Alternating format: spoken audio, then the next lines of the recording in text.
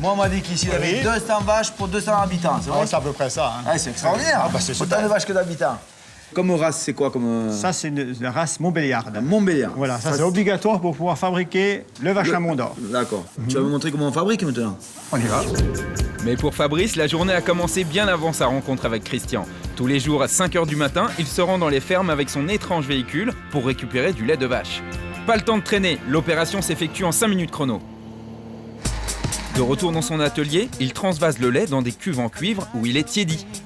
Pour le transformer en fromage, c'est un peu comme le yaourt. On rajoute des bonnes bactéries, des ferments lactiques, ainsi qu'une substance provenant de l'estomac du veau, la présure.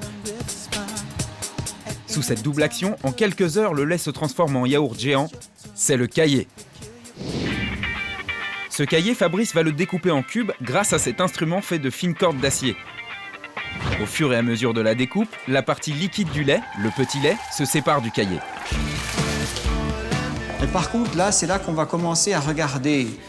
Et c'est là qu'il faut quand même une bonne expérience, c'est la consistance de ces Là, grains. toi, là, c'est ton œil Ouais. et ton expérience, toujours pareil, mais il ne faut pas rêver. Hein. Pour faire du bon produit, des bons fromages, tout ce qu'on veut, il faut toujours avoir l'œil et l'expérience.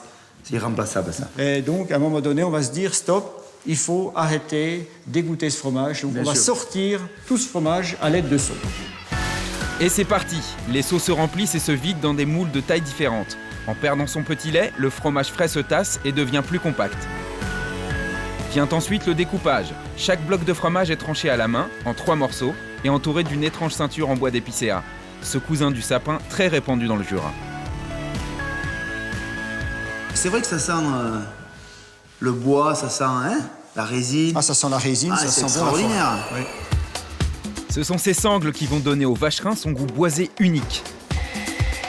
Empilés les uns sur les autres comme un énorme millefeuille, ces fromages sont pressés pour éliminer les dernières gouttes de petit lait.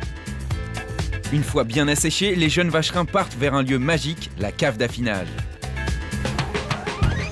Oula, Voilà, Christian, Seigneur, la cave d'affinage. c'est extraordinaire. J'avais jamais vu autant de monde d'or. Mais explique-moi, l'affinage, ça sert à quoi là, sur les mondes d'or? Donc un affinage, donc ça sert déjà à transformer donc ce fromage, comme tu as vu, blanc, Oui. en un fromage avec une croûte. Avec le temps, Voilà. ça travaille un petit peu. Voilà, la c'est croûte ça. va se former avec le temps. Voilà. Et chaque jour, soit on les frotte, soit on les retourne. But de ces deux manœuvres, favoriser le développement des moisissures qui forment la croûte. À l'intérieur, le Mont d'Or mûrit. Cet affinage prend 21 jours. Passé ce délai, le fromage est enfin prêt à être consommé. Tout d'abord, Fabrice et Christian vont manger le vacherin comme on le mange ici, dans le Jura, c'est-à-dire froid. On y va. Comment? Au milieu, franchement, Au milieu, franchement, comme on aime. tu fais Allez. un cercle comme ça. Comme ça? Tu tournes, voilà. Oh, que ça a l'air crémeuse. Alors. Allez, bonheur s'il est là. Alors, à quoi tu vois qu'il va être super bon? Bah, déjà, à sa texture. On appuie légèrement dessus. On voit tout de suite qu'il est bien crémeux et bien brillant. À retenir, si vous achetez votre vacherin à la coupe, vérifiez bien que la tranche est brillante quand le fromager la découpe. Cela veut dire que votre fromage est bien affiné. Ce que je trouve extraordinaire, c'est que quand tu le mets dans la bouche, ça reste doux comme fromage. Oui. On a envie d'en manger, on a envie de reprendre. C'est dingue, hein? La question aussi, c'est la croûte. Ça se mange ou ça se mange pas? Ah, bah, bien sûr. Ça se Ah, bah, mange. là, on peut manger toute la croûte. Hein. Donc, Mont d'Or, pas de gaspillage, croûte, Pas de tout. gaspillage, tout. Tout est bon. Passons maintenant à la dégustation d'un vacherin chaud. Idéalement, on le cuit au feu de bois, mais pour tous ceux qui n'ont pas de cheminée, Christian a un truc. Pour vous, la maison, c'est simple. Vous avez des amis qui arrivent, vite fait, un papier alu. Hop, on met ça, le Mont d'Or entier, dans le papier alu. Et on le passe au four pendant 30 minutes à 200 degrés. Allez, on y va. Regardez comment c'est crémeux. Et là, tu peux y aller franchement. Je suis pas venu à un Jura pour rien. Hein. On dépose. Oh, que c'est beau. Regarde ça. Mais mets-en encore, mets-en encore.